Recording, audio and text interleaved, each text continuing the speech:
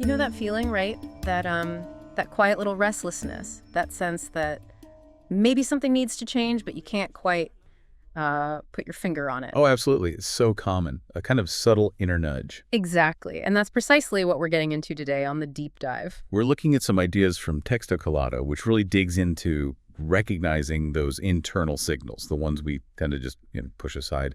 It calls it the soul's voice. The soul's voice. I like that. Like your deepest intuition, maybe? Your core self trying to get your attention? That's a great way to put it. Yeah, your core values guiding you.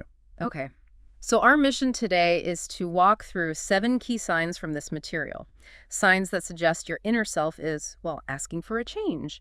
It's about tuning into those whispers. So let's jump in. Sign number 1. A fatigue that rest doesn't seem to fix. Let's unpack that a bit. Right. And what's really interesting here is how the source differentiates this from just, being tired physically. Sleep helps with physical tiredness, obviously.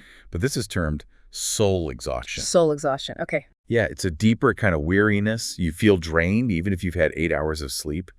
Recognizing it isn't saying don't rest physically, but seeing it as maybe a symptom of something else, a deeper misalignment. Right, so it's more than just needing extra sleep. The text mentions that even when you're doing things you normally like, that feeling of being unfulfilled, it just hangs around, like your internal battery is just low, fundamentally.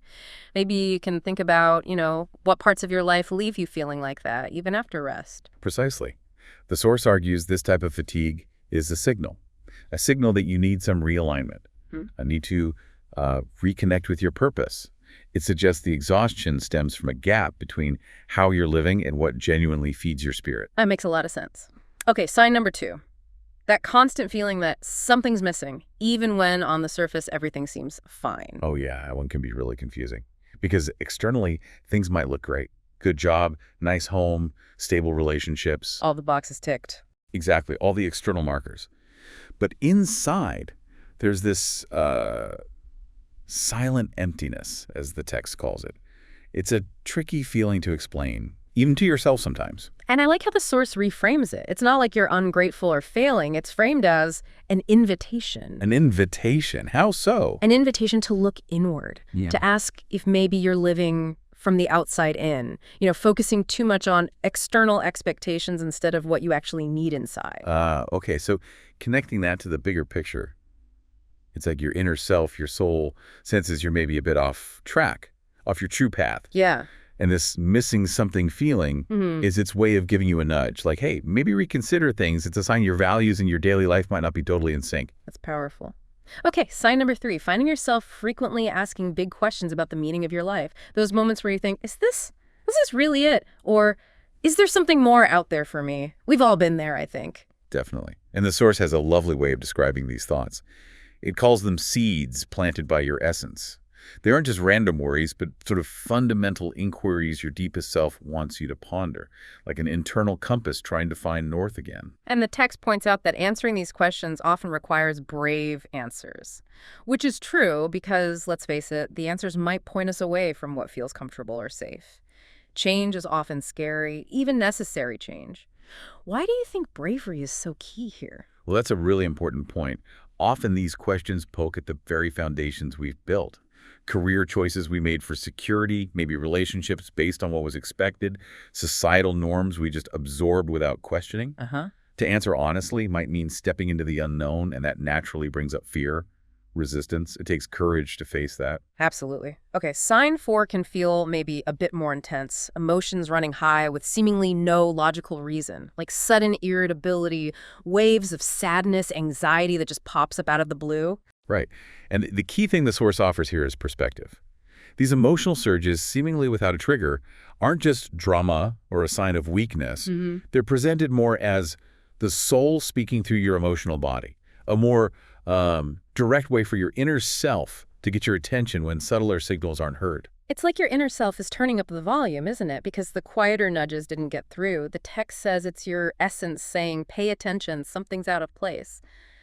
I actually remember a time like that, feeling so irritable for no reason. Oh, really? Yeah, and it wasn't until I finally admitted to myself this, long ignored desire for a totally different career path that the irritation started to lift. It was directly linked. That's a perfect illustration. It shows how these seemingly random emotions can be tied to really deep, unmet needs or desires.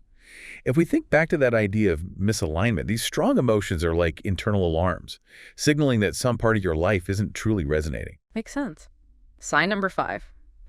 This one can feel particularly lonely, feeling disconnected from everything, from everyone. You might be in a room full of people, friends even, but feel completely alone, almost like watching your own life from behind glass. Yeah, the source describes that feeling of emptiness even when you're surrounded, being physically present in a conversation, but just absent emotionally. It's a really profound kind of detachment, isn't it? Even from things or people that used to bring you joy. And the text makes a direct link. It connects this feeling to the distance between you and your truest self. Yeah. Like your internal compass points one way, but your life is going another, and the gap just keeps getting wider. That really highlights how crucial that interconnection is. It's the foundation for connecting authentically with others, too. If that inner link feels weak or maybe even broken, it naturally makes it harder to engage fully with the world. Like, try to stream a movie with really bad Wi-Fi. The connection just isn't there. Good analogy. Okay, sign number 6. Repetitive life patterns that you keep ignoring. This is when things start feeling a bit like Groundhog Day, right? The same kinds of issues or frustrations popping up again and again, maybe just in different clothes. Absolutely. The source gives really concrete examples, too, like repeating the same kind of situation in relationships, or seeing the same image over and over in dreams, even hearing similar words or themes pop up in totally different conversations you have with people. And the text really emphasizes that your soul, your essence, uses every tool available to get through to you. The message seems clear. Nothing is random. These aren't just coincidences or bad luck streaks. They're signals, trying to point you towards something specific that needs your attention. What's striking is how persistent these patterns can be. It really suggests that until we actually face and deal with the underlying issue, the universe, or maybe our own subconscious, will just keep serving it up, almost like a lesson that repeats until you finally learn it. Yeah, I can see that. Okay, finally, sign number 7.